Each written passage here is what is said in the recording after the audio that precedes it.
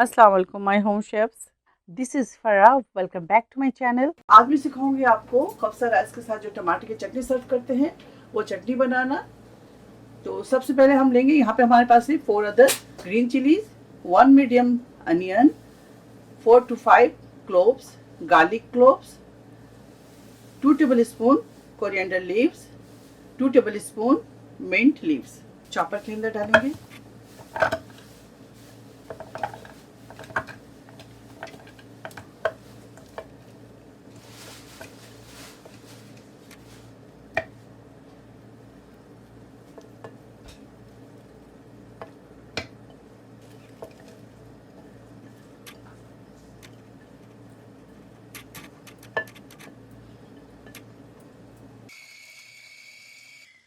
चलें, अब दिखाते हैं आपको टमाटर। इस तरह से इसे बारीक पीस लें, ये देखें, चॉप कर लें।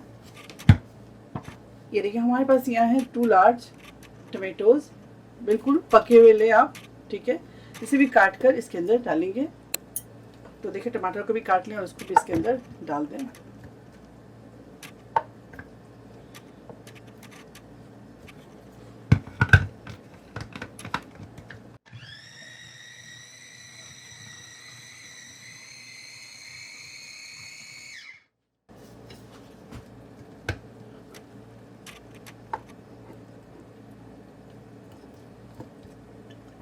अब इसके अंदर सॉल्ट ऐड करेंगे, तकरीबन 1 टीस्पून। आप अपने जायके के मुताबिक ऐड कर दीजिएगा। लेमन डालेंगे इसके अंदर,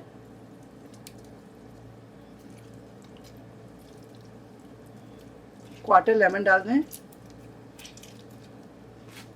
क्वार्टर स्पून ब्लैक पेपर शामिल कर दें। अब दोबारा से इसे हम चॉप करेंगे।